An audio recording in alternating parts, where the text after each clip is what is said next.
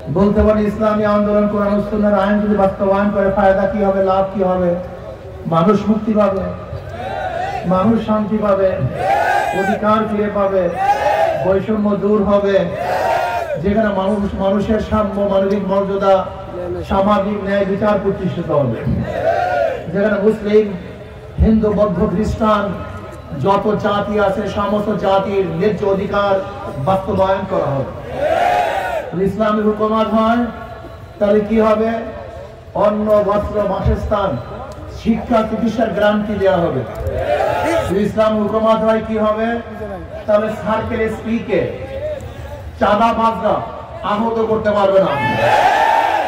আজকে আমি স্বরাষ্ট্রমন্ত্রীকে বলবো, স্বরাষ্ট্র উপদেষ্টাকে বলবো, আপনি যে আইন শৃঙ্খলার অবস্থা করেছেন বাংলাদেশে, না জানি জনগণ আপনার হাতের মধ্যে আবার চুরি পরিয়ে না দেয়, আপনাকে শাড়ি চুরি পরিয়ে দেবে বাংলাদেশের জনগণ। আইন শৃঙ্খলার অবনতি হচ্ছে প্রতিদিন। আজকে পার্বত্য অঞ্চলের অবস্থাটা কি? সেনা সন্ত্রাসীরা আর্মিদেরকে অ্যাটাক করেছে, আহত করেছে, বহু বাড়িঘর জ্বালিয়ে দিয়েছে। আমি বাংলাদেশ সরকারকে বলবো, পার্বত্য অঞ্চলের জন্য ভিন্ন আইন কেন থাকবে? তাদের জন্য ভিন্ন ব্যবস্থা করা হবে? তারা যদি বাংলাদেশের জনগণই হয়, তাদের সাথে আবার কিসের শান্তি চুক্তি করা হবে? আপনারা দেখেছেন পার্বত্য অঞ্চলের অবস্থা মনে হয় ভিন্ন একটা দেশ, তাদের সাথে শান্তি চুক্তি করা হবে। ওখানে জমি ক্রয় করতে গেলে অমুকের দস্তখতের প্রয়োজন হবে। আমি বর্তমান অন্তর্বর্তী সরকারকে বলবো, অন্যান্য জেলার যে আইন, বাংলাদেশের অন্যান্য এলাকার যে আইন, পার্বত্য অঞ্চলে ওই একই আইন থাকতে হবে, ভিন্ন কোনো আইন আমরা চাই না। পার্বত্য অঞ্চলের জন্য আমাদের ভিন্ন আইন যদি করেন, তাহলে ওরা ভাববে মনে হয় আমরা ভিন্ন জাতি, ভিন্ন গোষ্ঠী। ওদের সেন্সের মধ্যে সবসময় কাজ করবে যে আমরা যদি স্বাধীন হতে চাই, আজকে হোক কালকে হোক আমরা স্বাধীনতা অর্জন করতে পারবো। এর জন্য অন্তর্বর্তী সরকারকে বলবো, যদি কোন সন্ত্রাসবাদ সেখানে সৃষ্টি হয়ে থাকে, কেউ যদি সেখানে অস্ত্রবাজি করতে চায়, চাঁদাবাজি করতে চায়, তাহলে অবশ্যই কঠোর হস্তে দমন করতে হবে। যদি দমন করতে না পারেন, আপনি ব্যর্থ, আপনাকে অবশ্যই গদি থাকতে হবে।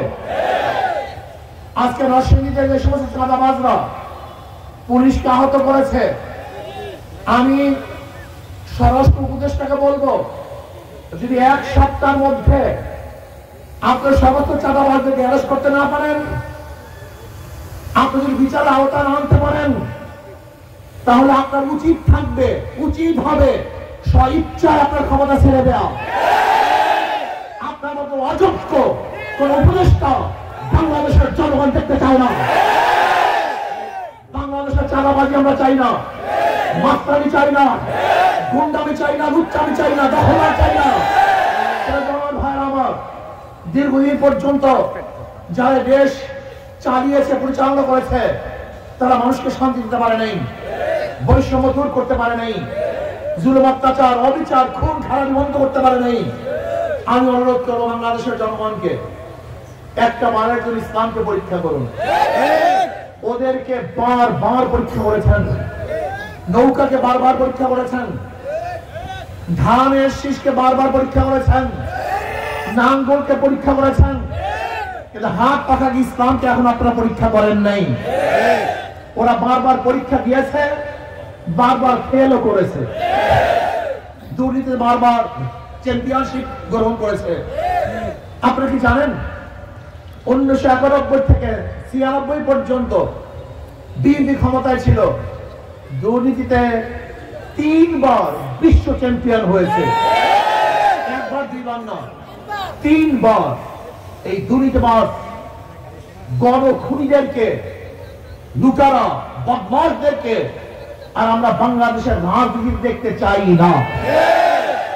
আমরা এমন ব্যক্তিদেরকে রাজনীতি দেখতে চাই যাদের হাতের মধ্যে খুনের রক্ত নেই, জুলুমের কোন ছাপ যাদের হাতের মধ্যে নেই, যাদের শরীরের মধ্যে হারাম রক্ত নেই, যারা মানুষকে মর্যাদা দিতে পারে, যারা মানুষকে শান্তি দেওয়ার আশ্বস্ত করতে পারে, যারা চুরি ডাকাতি করবে না, এদেশের টাকা বিদেশে পাচার করবে না, এমন মানুষ যদি দেশের শাসক হয়, তাহলে এদেশের মানুষ শান্তি পাবে, মুক্তি পাবে ইনশাআল্লাহ।